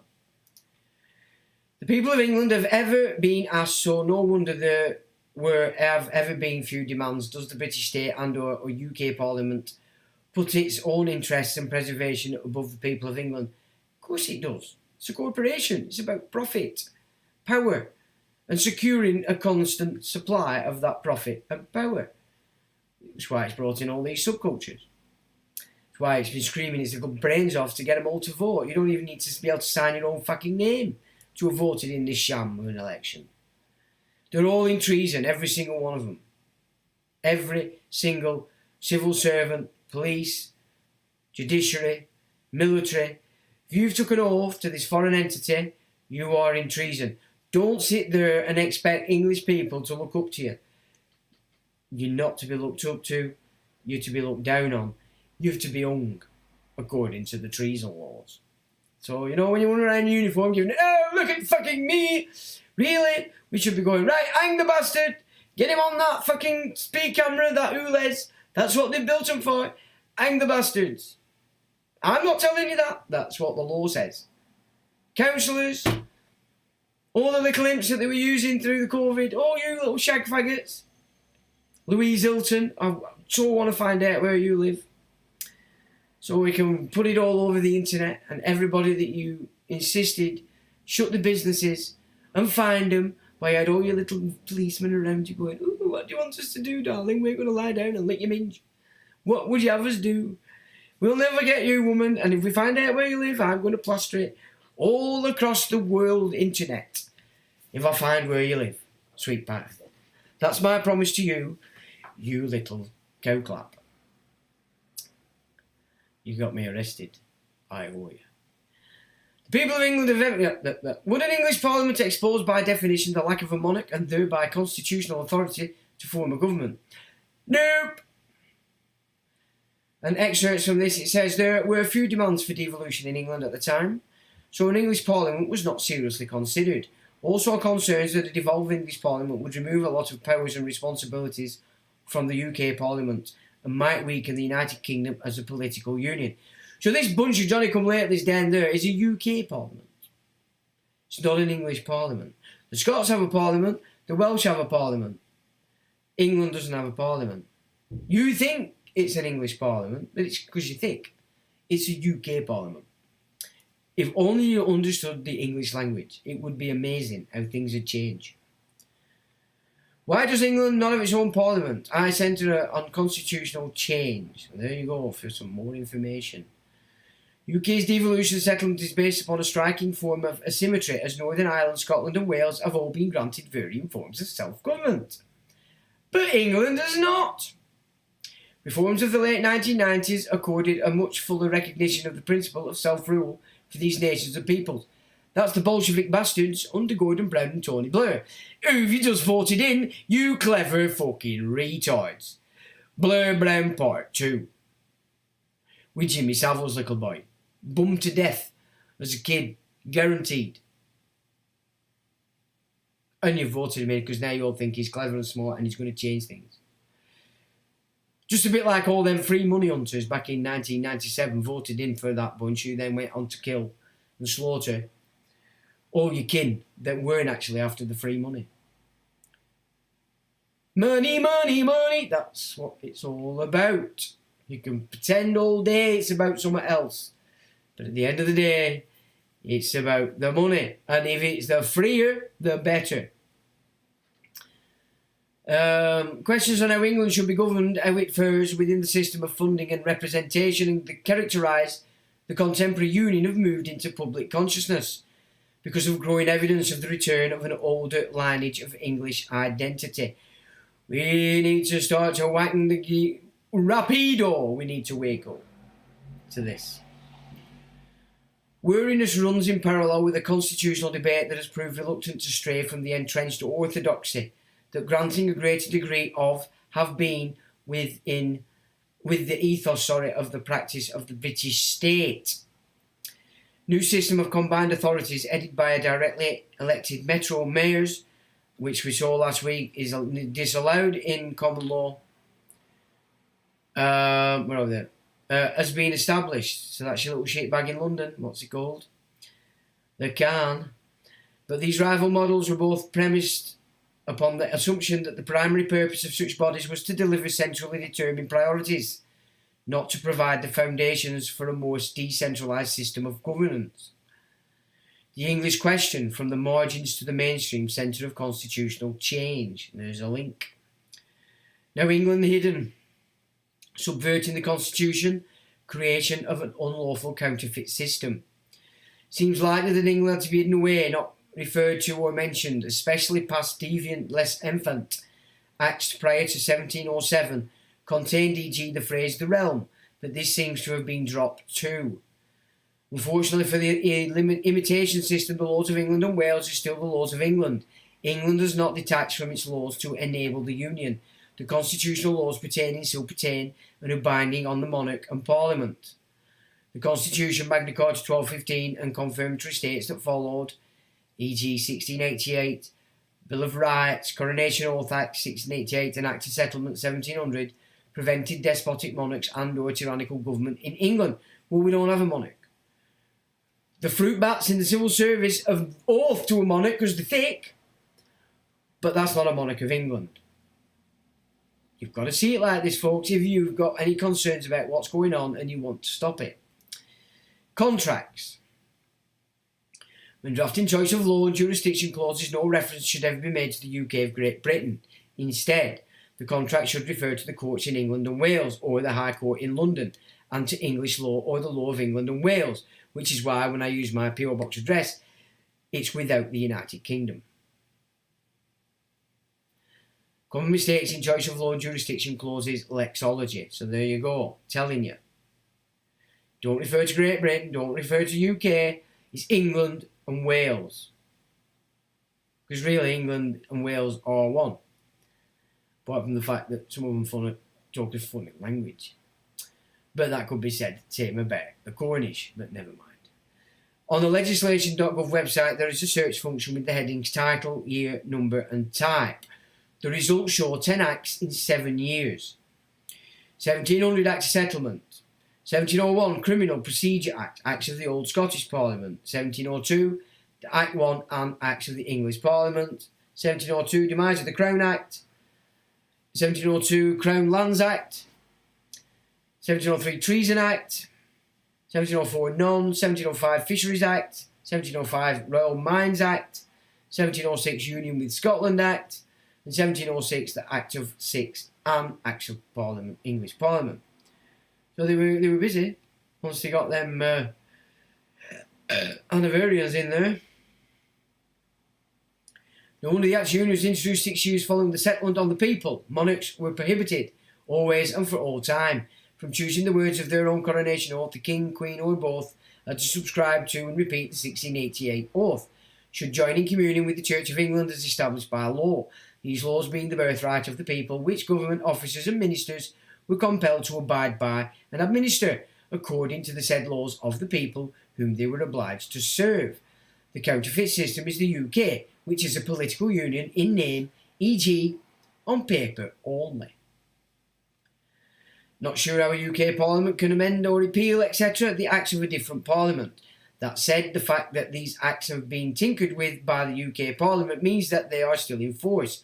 Otherwise, why waste the time and effort on them? Magna Carta 1215, the Bill of Rights, Coronation Oath, Act of Settlement must still apply in their entirety. So why have they been ignored by just about every monarch and government since 1700? Because they're not monarchs. They're UK Parliament monarchs, not English monarchs, or Welsh monarchs, or Irish monarchs. The Act 1 Act Stat, Legislators Go Statute Law Revision Act, there you go, 2 links.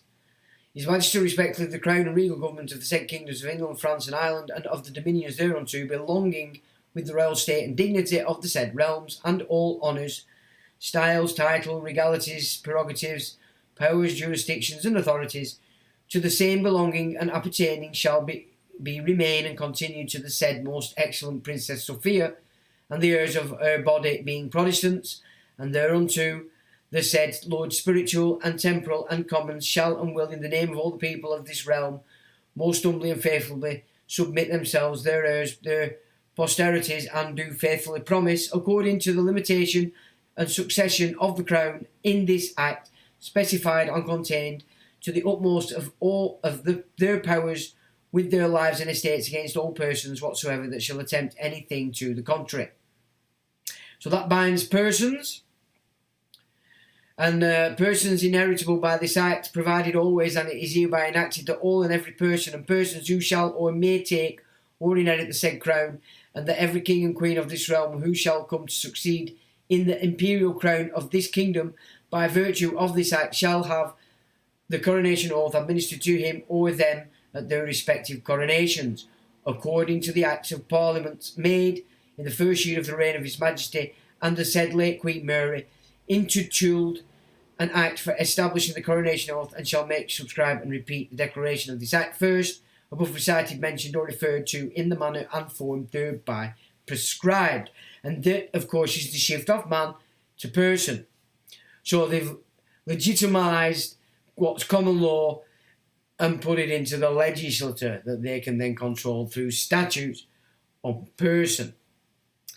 That's why the statutory declaration is important, that were an act before persons.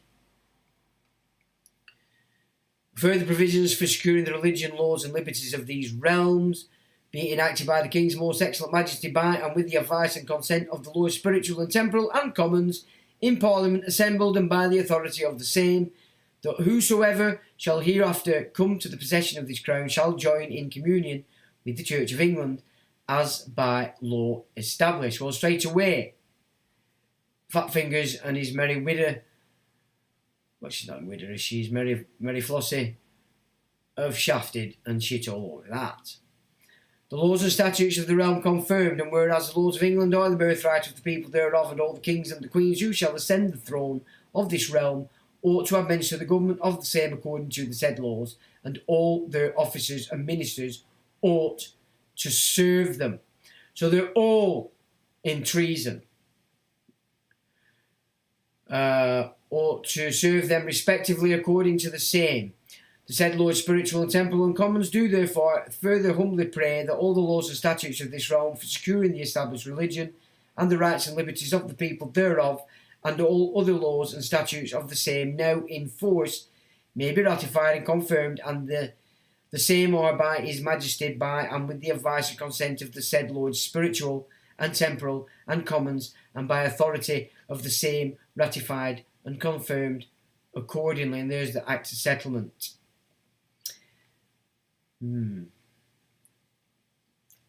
Are the intellectuals not really English, but all the British, which by definition cannot have and doesn't have and never has had a nationality of its own? Of course, the entire British system are foreigners. Why did these so-called intellectuals wish to take over, subvert, destroy culture which isn't in the main their own? Jealousy of those who have the Ephraim's birthright, perhaps. Well, damn right it is. And they've put us up as a sacrifice. Same with the Americans. The long march through the institutions was a phrase attributed to the Italian communist Antonio Gramsci, 1891-1937, and then coined as a succinct mission statement by Marxist students activist Rudi Dutschke in the 1960s. So all you young ones today that think you're fantastic and amazing, you're Bolshevik bitches. You've been completely programmed by a foreign force who hate the living shit out of you because you're white, because you're English, and because you're of the Ephraim birthright. So you're running around giving it the big, we're protesting, we're sitting on the road, we're doing this, we're doing... Wake up, you stupid, stupid little children. And mum and dad who think it's fantastic and amazing as well to have all these fruit bats in the schools, teaching your kids to be stupid. You're stopping your kids procreating. You're killing your race because you're stupid.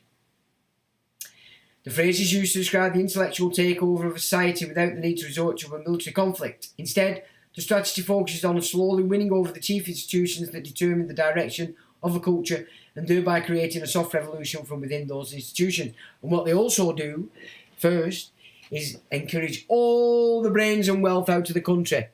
Dubai. You didn't say that, did you, you dumbasses that you're all over there giving it, oh, they got fucking hoity-toity, we're fantastic. You dumb motherfuckers. The phrase is used to describe the intellectual... I've done it. The long march through the institutions of society, excerpt from Orwell. In intention, at any rate, the English intelligentsia are Europeanised. They take their cookery from Paris and their opinions from Moscow. In the general patriotism of the country, they form a sort of island of dissident thought. England is perhaps the only great country whose intellectuals are ashamed of their own nationality. In left-wing circles, it is always felt that there is something slightly disgraceful in being an Englishman, and that it is a duty to snigger at every English institution. From horse racing to suet pudding, it's a strange fact, but it is unquestionably true that almost any English intellectual would feel more ashamed of standing to attention during God Save the Queen, or a king, than of stealing from a poor box. And that is such a fact. Now, you've just voted in this same bunch of shitbags again, Jack the Straw Fag. And it says, this is what Jack Straw had to say. The English as a race are not worth saving. Okay, and the top 14 quotes by Jack Straw. It says, Straw is of the 1/8 Jewish descent. His maternal grandmother's mother came from the Eastern European Jewish family. So the guy is a tosser. I know this firsthand. So he says, Perkins was appointed chairman of the board of the Post Office Limited in July 2011, marking the first step on the road to building an independent board for the Post Office. She was in post during a critical period of the British Post Office scandal, chairing a Post Office subcommittee, codenamed Project Sparrow, which in April 2004 decided to sack independent forensic accountants. Second Sight, who had found bugs in the Horizon IT system. This decision was taken with the full knowledge of the government. Alice Perkins. So that's on at the moment, isn't it, this Horizon gig? Director Alice Perkins, Jack Straw's second wife, you mean somebody married it? Okay, now. Seemed too distracted by corporate initiatives as the scandal grew. Miss Perkins had a focus on making management more diverse, with scorecards for gender, ethnicity and disability mix, and senior staff were trained to manage their unconscious bias when hiring. Most damning of all is how Ed Davey later personally profited from the scandal. In 2017, the year sub-postmasters launched group litigation against the post office. Davey became a highly paid consultant to law firm Herbert Smith Freehills, HSF, were hired by the post office to aggressively fight the litigation. The post office scandal, a rogues gallery of who's who presided over injustice, Labour heartlands. Most of the acts passed in the UK Parliament are public general acts. These are the acts that deal with matters of general public interest. Certain legislative instruments made by the Crown and the Privy Council under the royal prerogative called prerogative orders are also referred to as primary legislation. Prerogative orders are called either orders in council when made by the King on the advice of the Privy Council, or orders of council when made by the Lords of the Privy Council without any approval by the King. And that comes from understanding legislation. Pre-Union Scotland sovereigns were only addressed as Your Grace during the reign of James VI and First. Majesty became the official style to the exclusion of others, 1603, similar time frame to the adoption of the unicorn by Scotland. An oath to His Majesty's person, possessive apostrophe, so what is the nature and or status of the thing to which the oath is being given? Microsoft Word, Privy Councillor's oath. Interesting. Regency during total incapacity of the sovereign. If the following persons, or any three or more of them, that is to say, the wife or husband of the sovereign, the Lord Chancellor, the Speaker of the House of Commons, the Lord Chief Justice of England, and the Master of the Rolls, declare in writing that they are satisfied by evidence which shall include the evidence of physicians and the sovereign, is by reason of infirmity of mind or body incapable for the time being of performing the royal functions, the power to delegate royal functions to councillors of state. So these are the important gigs. You've also got the Earl Marshal. The Lord Chancellor, the wife of the husband. Yeah, so this is a Medici Queen. Yeah, Charles is obviously a complete and utter fruitcake. We know this. Just takes his wife to get Lord Chancellor, who's Speaker at House of Commons, the Lord Chief Justice, who's Master at Rolls. She's Queen. And she delegates the functions to Councillors of State. Did you see that? This is what's going down here. Councillors of State shall be the wife or husband of the sovereign. The Councillors of State shall be the wife or husband of the sovereign, if the sovereign is married, and the 4 persons who, excluding any persons disqualified under this Act from becoming regent, are next in the line of succession to the crown. You really got to see that these points are important. And there you've got Regency Act, and you've got 1937 and again in 1953. Whereas Your Majesty, by Your Majesty's royal message to both Houses of Parliament, has been confirmed that Your Majesty would be most content should Parliament see fit for the number of people who may be called upon to act as Councillors of State under the terms of the Regency, Acts 1937 to 1953, to be increased to include Her Royal Highness the Princess Royal and His Royal Highness the Earl of Wessex and Forfar, both of whom have previously undertaken this role, Councillors of State Act 2022. Did that pass you by? National Securities Act 2023. Did that pass you by? I mean, we've covered it, of course. And further study. So that's the end of that gig. And of course, I know it's a lot of long-winded stuff, but there's some very interesting stuff in there if this is of interest. So these are just links to documents on the site, reports on the site, and it's just a lot of these are the PDFs we've looked through in the last 16 weeks.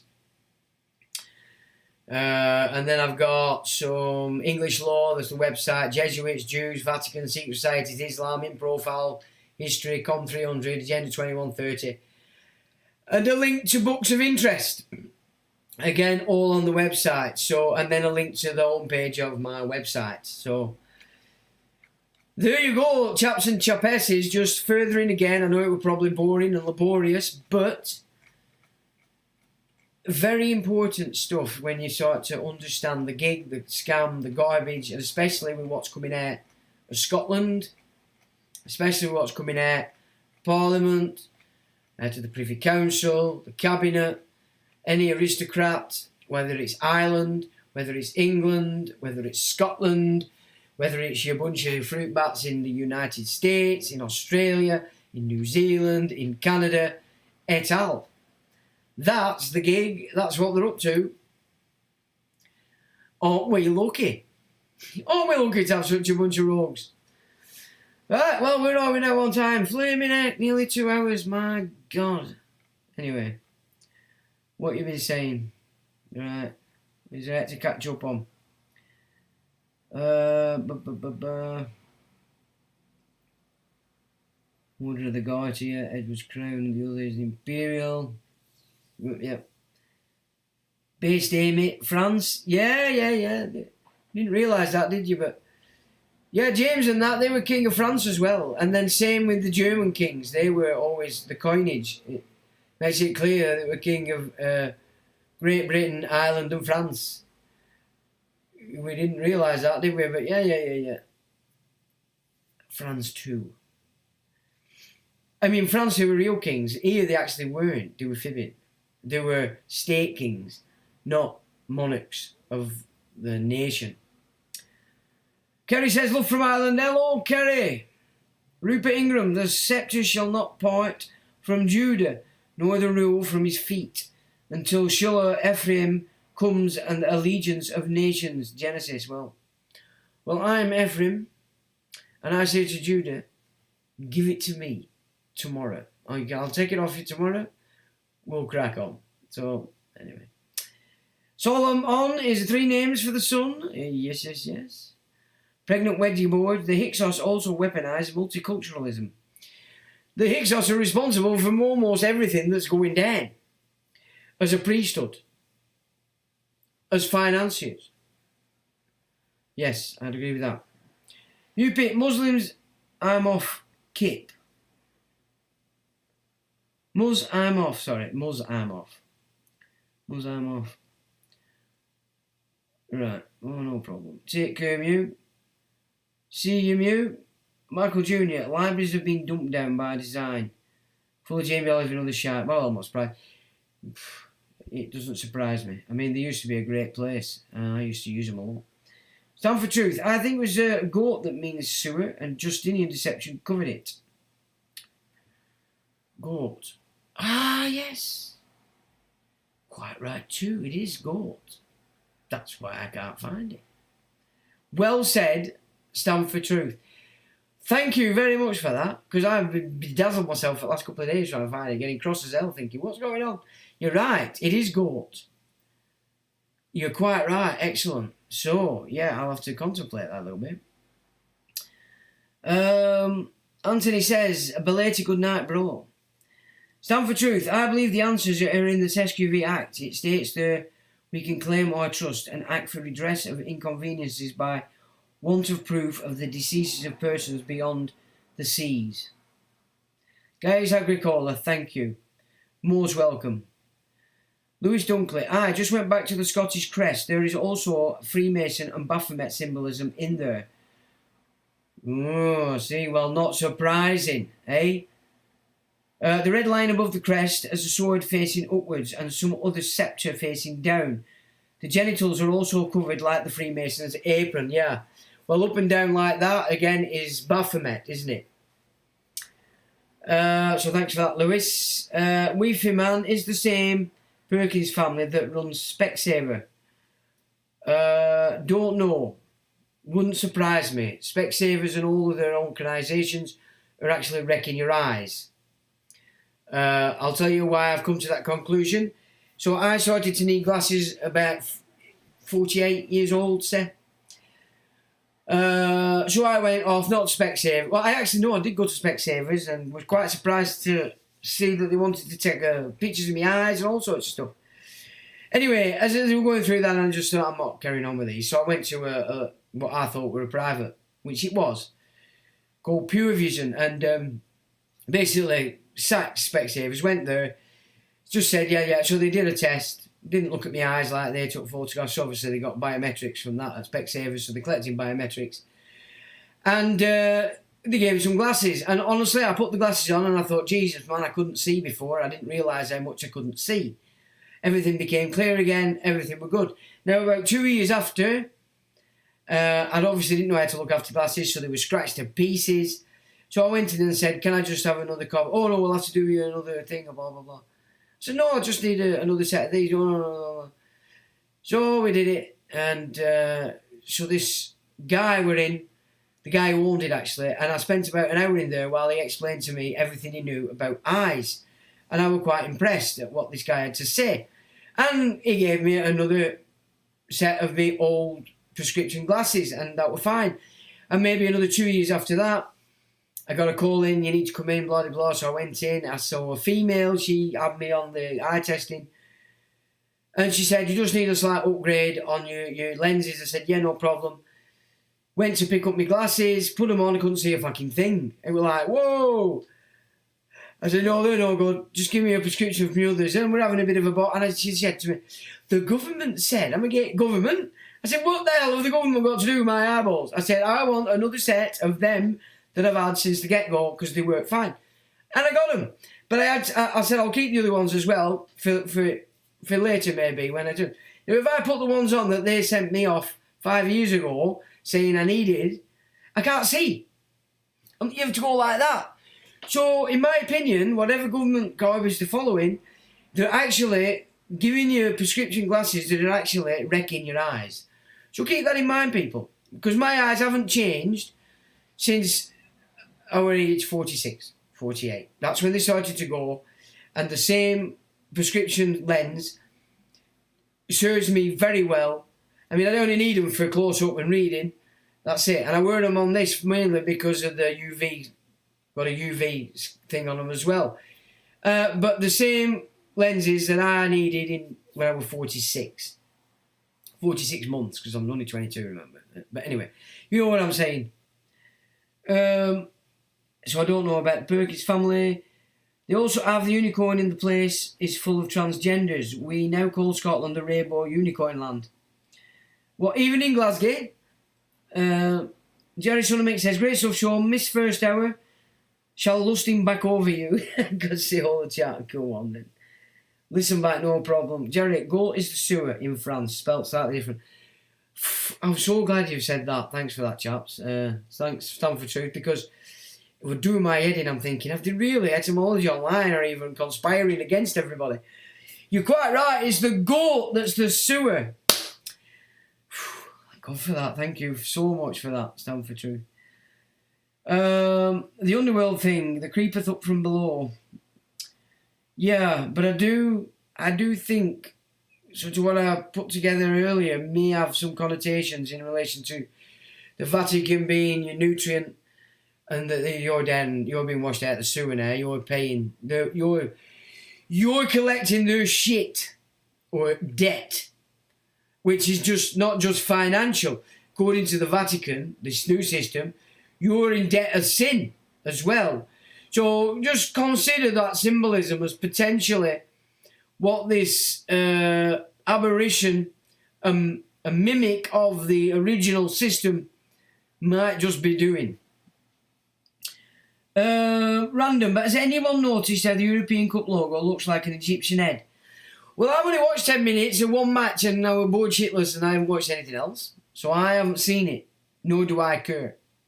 But interesting. And Weefy Man says, just got my first pair of Vision Express, not cheap. I'll try Pure Vision next time. I find them to be really nice people, but they're still trying to push government Bush. But I told them, don't be silly, stop it this minute. And they went, okay. So, you know, you've just got to just tell them what crack is a little bit there. But remember, the last ladies, they are lovely and they're only doing the job. But just say, oh, blah, blah, blah, blah. I'll tell you what else I've got as well. I've got some glasses with just the UV screen. No lens that magnifies or anything for driving at night. What a difference when you're on the motorway.